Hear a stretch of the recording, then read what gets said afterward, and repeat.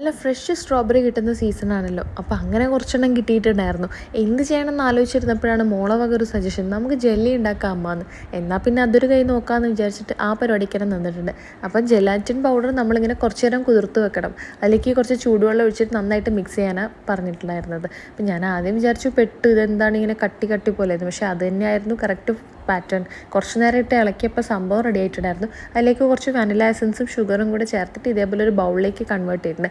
അതിൻ്റെ പുറത്ത് വീട്ടിലുള്ള ഫ്രൂട്ട്സ് ഏത് വേണമെങ്കിലും ചേർക്കാൻ, ഞാൻ ഇപ്പോൾ സ്ട്രോബെറി ചേർത്ത് കൊടുത്തതേ ഉള്ളൂ. എൻ്റെ അഭിപ്രായത്തിൽ നമുക്കിത് ഇത്രയും കൂടെ ലൂസാക്കിയാലും കുഴപ്പമൊന്നും എന്നാണ്. എനിവേസ് ഇതൊരു ഫ്രീസറിൽ 1 മണിക്കൂർ വെച്ചിട്ട് സെറ്റായതിന് ശേഷം പുറത്തെടുത്തിട്ടുണ്ട്. സംഭവം കാണാൻ നല്ല മൊഞ്ചുണ്ടല്ലേ, കഴിക്കാനും അതിലേറെ ഭംഗിയുണ്ടായിരുന്നു കേട്ടോ. എനിവേസ് ഇതേപോലെ കട്ട് ചെയ്തിട്ടുണ്ട്. ഇത്തിരി കട്ടി ഉണ്ടായിരുന്നു, കുറച്ചും കൂടെ ലൂസാക്കി ആ പാകം കറക്റ്റ് ആവുന്നതാണ് എൻ്റെ ഒരു എന്തായാലും മോൾക്ക് നല്ലോണം ഇഷ്ടമായിട്ടുണ്ട്. ഫ്രണ്ട്സിന് വേണ്ടിയിട്ട് കുറച്ചെണ്ണം മാറ്റി വെച്ചിട്ടുമുണ്ട്. നിങ്ങൾ ഉണ്ടാക്കി നോക്കിയിട്ട് അഭിപ്രായം താഴെ കമൻറ്റ് ചെയ്യാം കേട്ടോ.